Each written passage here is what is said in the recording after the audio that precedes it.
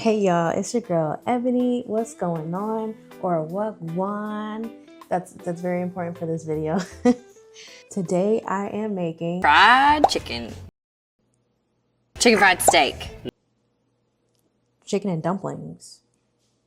So it is fall, y'all, and this week my husband requested chicken and dumplings. He chose right this time. I didn't know that here in the US, chicken and dumplings is made totally different from how I grew up eating it. I've mentioned on this channel before that my family is from Antigua, so that's how I grew up on chicken and dumplings. And when I was looking up recipes on how to make it, all I saw was how they made it in the US with like cream of chicken and things like that. And it looks so good. I might even try it that way one day. But I want to challenge myself and cook what I grew up on, what I like. And I wanted him to try it too. It's something different. You know, he has a different palate than I do. I do want to try something a little different with this recipe, and you guys will see that later.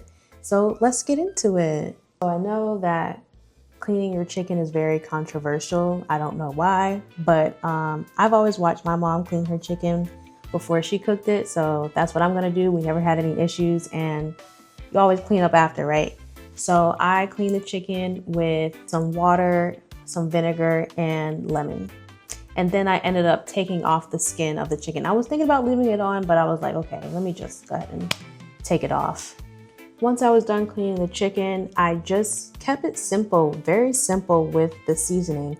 I once saw a video that said that the best chicken they ever had was from their grandma's because their grandma only used simple ingredients. They didn't go all out. So that's exactly what I did. I just used whatever we had in the cabinet.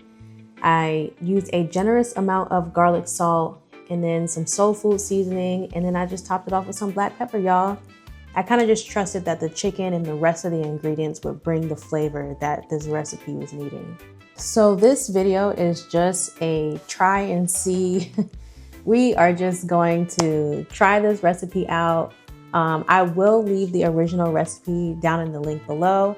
But we like to have fun over here. So if you had clicked on this video wanting a tutorial, it's not it, but stay a while and hang out with us. Next, it was on to just cutting up all my produce. So first we're gonna start with the pumpkin. If you know me, I of course got the pumpkin from the farmer's market. And I'm glad I did, because if I went to the store, I definitely would have got some sort of bright orange decorative pumpkin for this recipe. At the farmer's market, they let me know that there were different pumpkins and each one had a different use, I guess. There were some for baking, some for cooking, some that were just for decorations. So there was a lady there. I forgot the name of this specific pumpkin, but she let me know that this one would be great for what I was doing. And she let me know that it's sweet, and that's kind of what I was looking for. So my husband actually ended up joining me in the kitchen, and it was cool. It was like some bonding time with us. But really, y'all, he just didn't trust me with a knife and cutting a pumpkin, and I kind of agree with him on that. Don't tell him I said that. And I'm glad that he did it too, because it seemed like it was a lot of work, and yeah, I wasn't feeling that. So he cut it up for me. We didn't use the whole thing. We only used half of it.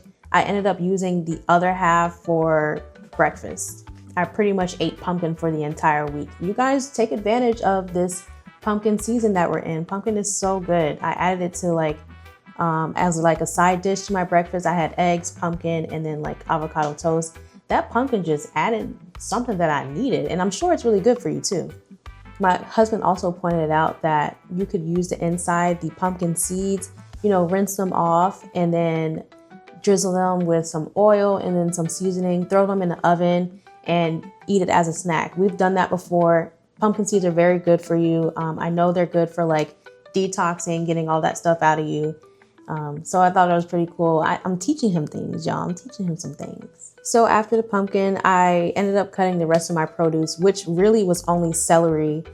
Celery is great for flavor, I know, but then also it has a bunch of benefits. And then I wanted to get carrots, and I should have gotten carrots while I was at the farmer's market, but I wasn't even thinking about it. So I ended up having to get the baby carrots, the GMO processed carrots that I don't even know have any benefits to them. So But you know, gotta work with what we got. So I just got them and I'm gonna just add them to the soup. This also reminds me that I forgot so many other ingredients, y'all. I bought thyme and I didn't use it, and I feel like that would have added more flavor. You could add so many things to this recipe. I definitely want to add some sort of potato or root to it next time I make this. You could add corn. There's so many things you could add. So after I cut all my produce, really just the celery, I just added some allspice, which is pimento seeds, to some water, and then I added in the chicken. The allspice smells so good. Honestly, I think it's just to make your household smell good. I'm not sure what else it does, but it does add some sort of like spice. I don't know, guys. So now that my chicken came to a boil, I would also mention to make sure you keep your pot uncovered because it definitely will overflow. Of course, I gotta learn by experience. I think I ended up taking out some water because it was a little too much. I did end up adding all my produce, the pumpkin, the carrots, and the celery. I did end up adding the celery in later just so the pumpkin and the carrots would have time to boil because they are harder than the celery. So while I let the soup do its thing, this is where I took things up a notch. This is where I added in a little bit of Ebony into this recipe. I love my grandma's chicken and dumplings. The dumplings was probably my favorite part of the recipe growing up. But you know, you guys, if you don't know, I am on this health and wellness journey. So I wanted to try making the dumplings gluten-free. I know. I had no idea what I was doing. I got some gluten-free all-purpose baking flour, and then I had some eggs that I grabbed from the farmer's market, and then some water, and a hope and a dream.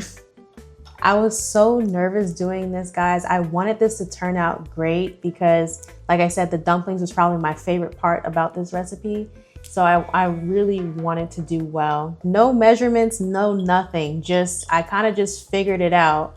As you can see, guys, I was nervous. I just wanted to do well. I just didn't want the mixture to go into the soup and ended up like falling apart. I don't know. I added in some salt, and then once I stopped hesitating, I just went ahead and tried it. I kind of just added in what I needed as I went on. I felt that the flour needed a little bit more water, which is why I had that sitting by. And the water did help, so I kind of just added water, added flour as I needed. If only you guys could see my face from behind the camera once I saw this mixture actually come together. Now I knew we were working with something. Now I knew I could finally form these dumplings. When forming the dumplings, I basically went off a memory from when I ate my grandma's chicken and dumplings. I remember they were like log shaped, so I just kind of went off of that. So after the soup was sitting for some time while I made the dumplings, I just went ahead and put the dumplings inside. They were sticking to the plate a little bit, which made me even more nervous, but I kind of just went with it and just hope for the best. At that point, the pumpkin had melted, which I was not expecting for the pumpkin, I guess, to like melt or disintegrate, I don't know, into the soup, which did give it its orange color. I was kind of expecting there to still be chunks of the pumpkin, but that's okay. I then ended up seasoning some more with some salt, and it really tasted like my grandma's chicken dumpling. I'm sure she may have added other things to it, but it really tasted very close to how my grandma used to make it. And this is the final product, you guys. It looks so good and it tastes so good. The chicken was so tender. The flavor came out perfectly. Even with the very little spices that I used, the flavor tasted great. I think I did a great job if I say so myself. I asked my husband to rate this recipe. I asked him to rate everything, whether it be my cooking or this very video that you guys are watching. I asked him to rate it. And when I do, I asked him to give me the Gordon Ramsay special. And he said, "What are you? An idiot sandwich." He said it was really good. His only critique was the type of chicken that I got.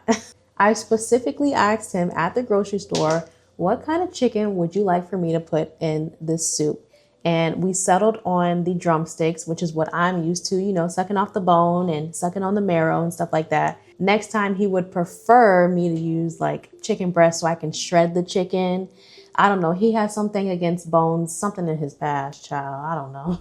So that is what we ate for the week. I even ate it for breakfast too and just added some eggs to it. It was just that good, you guys. I definitely would make it again. I would also try the US version too with the cream of chicken. Yeah, I would definitely try that. Thank you guys so much for watching this video. I hope you guys get to try this recipe out as well. Go ahead and check out the link in the description box below, and I will see you guys in the next video.